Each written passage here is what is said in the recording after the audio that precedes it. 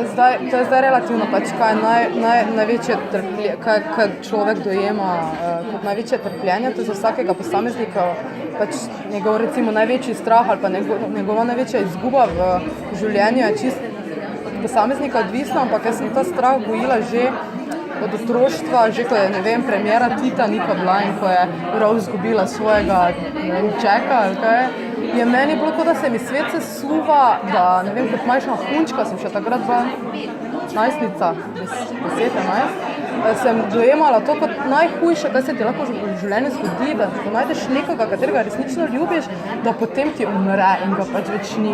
In ta strah sem jaz nekaj totalno gojila skozi leta in vedno mi je bilo to mi je predstavljala največjo izgubo, največji strah v življenju. Ne? In ko sem kdaj razmišljala o tem, če se mi to zgodi, jaz sem verjela, da jaz tega ne preživim in tudi s tem partnerjem sem velikokrat imela take pogovore, zato ker smo pač bila oba plezalca in smo se spuščala v alpinistične vode in smo se zavedala pač te minljivosti in umrljivosti in smrtnosti prav v tem športu. In jaz sem mu vedno rekla, da jaz ne preživim, če on umre, ne?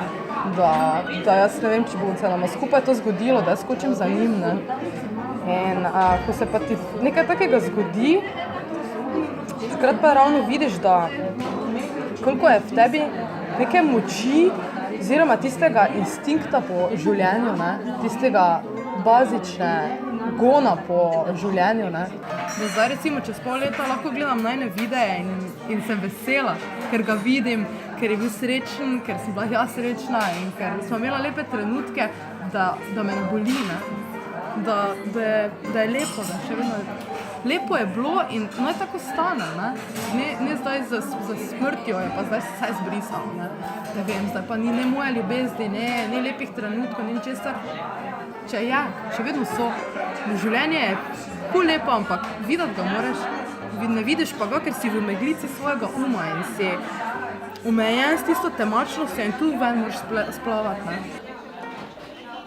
Ko sem jaz prvič dejansko prišla stik z skalo, najprej sem trenirala not in potem so me peljali ven in sem videla, da je to dejansko prisilni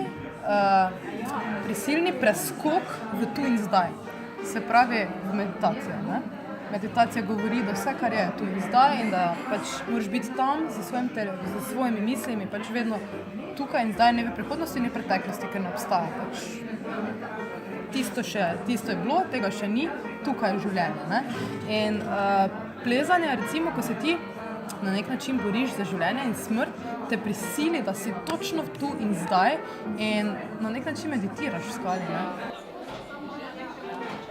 Človek kot tak ima svojo neko preteklost, vse svoje neke komplekse, vse svoje neke travme, ki jih je pač moje okolje povzročilo, neke bolečine, neke stvari, ki z njimi težko shaja in ga odlikujejo, ne? Po drugi strani pa je strah pred prihodnostjo. Ne?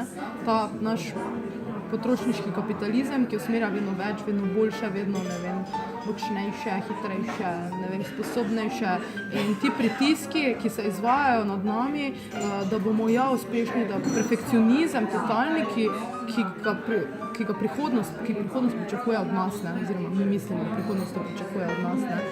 In ta razklanost med prihodnostjo in med preteklostjo in prihodnostjo, ne, človeka v njemu povzroča stres in vse skupaj potem lahko človeka zelo hromi in ga pije energijo in jemlje voljo do življenja, ne? Po drugi strani pa je bistvo, kaj se skriva, vse samo tukaj in zdaj. Ne? In za študente recimo opazuj, kaj deluje v tebi not, ker na koncu vse vloge, ki bomo jih igrali v življenju, pa vsi dosežki, ki bomo jih dosegli, recimo vse diplome, ki bomo jih naredili, so vredne zelo malo, če nimaš diplome, da si človek in si pomirjen s tem, da si človek.